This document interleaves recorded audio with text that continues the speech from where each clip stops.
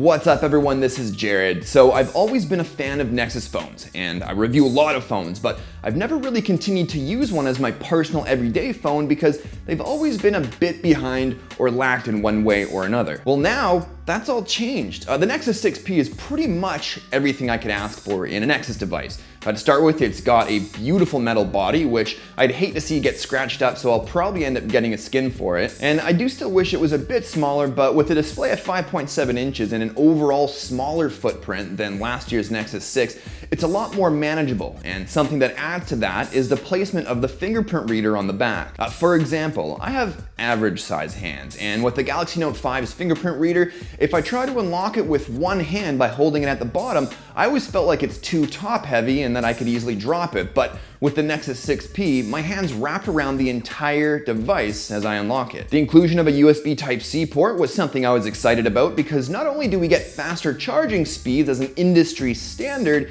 but it's reversible, which is something I've been waiting for since forever. Now, along with faster charging speeds, we also have a Nexus device with better battery performance than any other Nexus phone before it, thanks to both a large 3450 mAh battery and Android Marshmallow's new Doze Deep Sleep feature, which has allowed me to get through an entire day with plenty of battery life left over into the next day before I have to charge it. Now, one of the benefits of owning a Nexus device, and actually more specifically a newly launched Nexus device, is that you get to test out all the new software features from the absolute newest version of Android.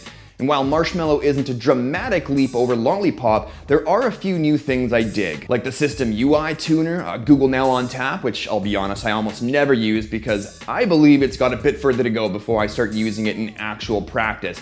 And of course, as I mentioned before, the Doze Deep Sleep feature, which does a pretty good job at saving battery. And with the combination of Android Marshmallow and all the high-end internal specs, it brings this light on its feet feeling. It just breezes through any task without a hitch, which is especially important to me when I'm playing my racing games, which, by the way, look dope on that awesome Quad HD AMOLED display. Now, we've already seen a Quad HD AMOLED display on the first Nexus 6, but there's just something about this one that makes it appear just a little better. So, colors looking awesome? Check. Super deep blacks?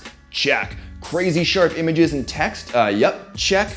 But again, my only wish with the display would be for it to have been a bit smaller, like the Nexus 5X, except with the guts of the Nexus 6P. But you know what? I've actually begun warming up to the size because they paired it with those dual front-facing stereo speakers, which, and this may sound kind of funny when talking about a phone, actually helps immerse you in whatever you're doing, be it watching a video or playing a game. And the sound they produce might even rival those of the HTC One M9.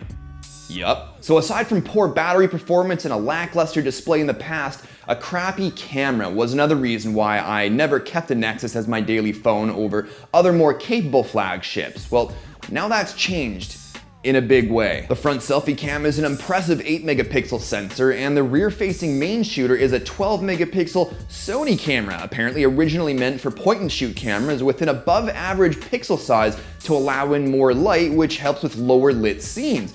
Not as good as if it featured optical image stabilization, but pretty darn good. And the images it produces are really nice. The saturation and white balance are very natural feeling, and the sharpness is great, but as others have pointed out, it can tend to overexpose and blow out certain areas of a scene. But just toggle on HDR+, and that pretty much solves that. So big props to Huawei for the camera choice. Guys, from head to toe, this is an awesome phone. And aside from the slightly larger display size than I'd prefer, I have nothing to complain about. Sure, there's a thing or two I would have loved to seen added, but that said, right now, this is probably my favorite phone on the market. Well, hopefully you enjoyed the video. If you did, it'd be sweet if you could hit that like button, and if you're new to my videos, maybe even subscribe for more content from me soon. But thanks as always for watching, and I'll talk to you all in the next one. Cheers.